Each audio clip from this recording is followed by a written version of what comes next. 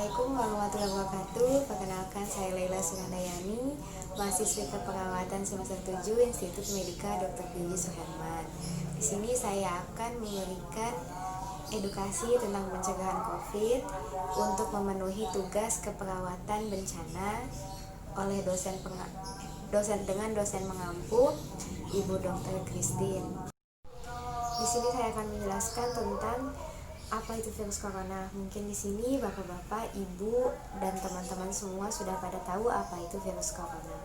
Virus corona atau Severe Acute Respiratory Syndrome Coronavirus 2 atau SARS-CoV-2 adalah virus yang menyerang sistem pernafasan. Penyakit karena infeksi virus ini dinamakan COVID-19. Virus ini ditemukan di kota Wuhan, Cina, pada akhir bulan Desember tahun 2019. Data yang saya dapatkan per tanggal 8 Januari 2021 dari sumber Kementerian Kesehatan Republik Indonesia dapatkan bahwa ada kenaikan kasus positif sebesar 10.617 dan pasien sembuh dengan kenaikan 7.446 dan kenaikan 233 pasien meninggal. Lalu ada apa aja sih tanda dan gejala virus corona tuh? Orang yang terpapar virus corona secara umum, gejala pada orang yang terpapar virus corona yaitu mengalami demam tinggi, suhu tubuhnya di atas 38 derajat Celcius, ada batuk kering dan sesak nafas. Ada juga gejala-gejala yang mungkin muncul pada orang yang terpapar virus corona. Misalnya dengan orang tanpa gejala, hilangnya fungsi indera penciuman. Jadi seseorang tersebut tidak bisa mencium bau apapun itu. Hilangnya indera pengecapan, diare, ruam kulit, sakit kepala. Penyebabnya apa aja sih kok bisa terpapar virus corona? Nah, bisa jadi yang pertama saat orang positif COVID-19 itu bersin atau batuk, kan pada saat itu juga dia mengeluarkan droplet atau ludahnya. Tidak sengaja kita menghirup percikan ludahnya. Yang kedua, tangan kita kotor. Kita tidak tahu kita habis megang apa aja, tapi langsung megang hidung sama mulut. Yang ketiga, kita kontak langsung dengan pasien COVID-19.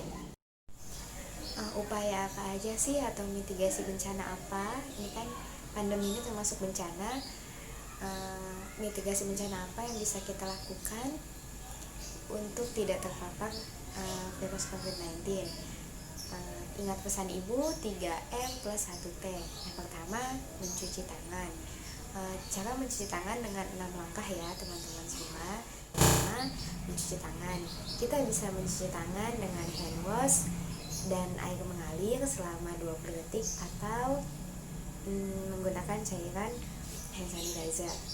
Kita praktekkan ya cara mencuci tangan yang benar. Oke, kita sudah tuang di sini. Kita ratakan. Kedua, ini usap pada punggung tangan keduanya. Lalu pada sela-sela jari. Yang ketiga, mengunci. Ini gosok dengan punggung tangan menggunakan ibu jari. Yang kedua ini ibu jari. Nah, ini.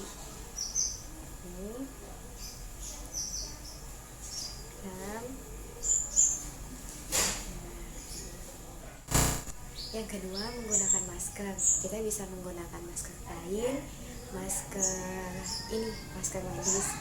Kalau misalnya menggunakan masker kain, hanya efektif itu selama 4 jam. Jadi ketika kita berpergian, kita wajib menggantinya, ataupun ketika maskernya sudah lembab, kita wajib menggantinya. Ini yang saya gunakan masker kain, masker medis. Untuk masker N95 itu digunakan untuk tenaga medis dan pasien-pasien yang berada di rumah sakit. warnanya sama ya.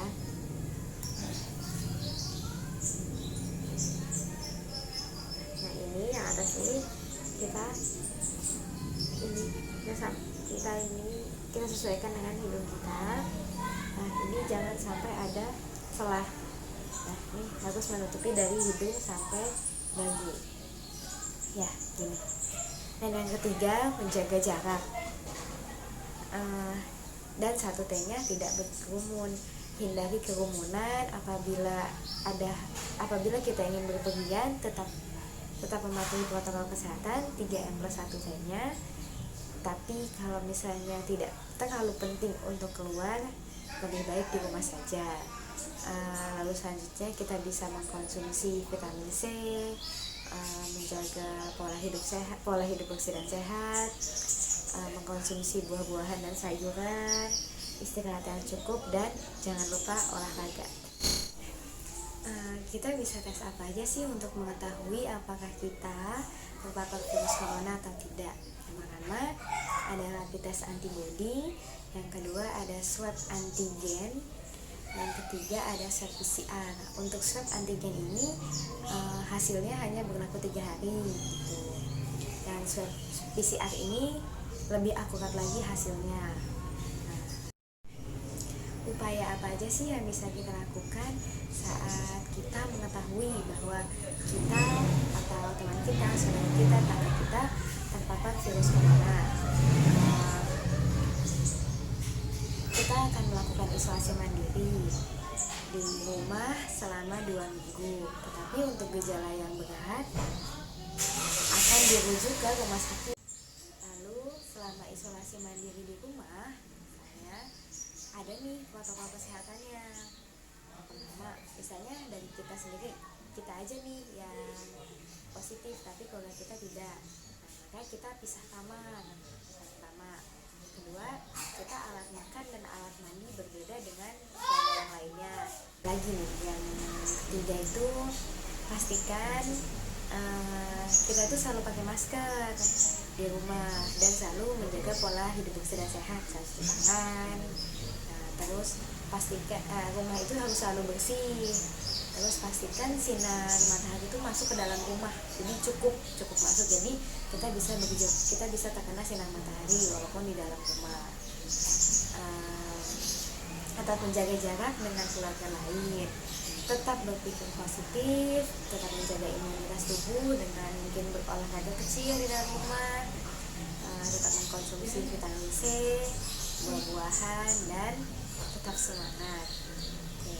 Apabila nih yang tadi isolasi mandiri di rumah ini, seorang isolasi mandiri di rumah mengalami gejala yang semakin berat, maka harap menelpon ke rumah sakit atau lapor ke Pak RT setempat untuk Pak RT-nya nih nelpon ke rumah sakit untuk menjemput warganya ini. Tuh.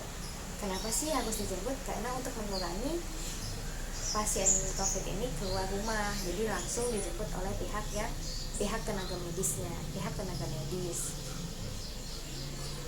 Dan larang orang lain atau tetangga-tetangga untuk menjenguk kita, karena kita juga kan masih dalam imunitas yang rendah gitu. Untuk pasien-pasien COVID-19 yang melakukan isolasi mandiri atau sedang berada di rumah sakit, tetap semangat, tetap berpikir positif, tetap menjaga imunitas.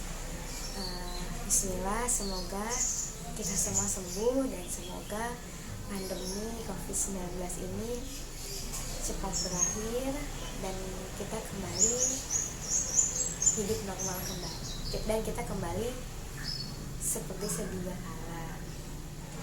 Saya minta maaf karena dalam video ini masih banyak kesalahan, mohon dimaafkan. Terima kasih semuanya. Wabillahi taufiq wal hidayah. Wassalamualaikum warahmatullahi wabarakatuh. Semoga video ini bermanfaat.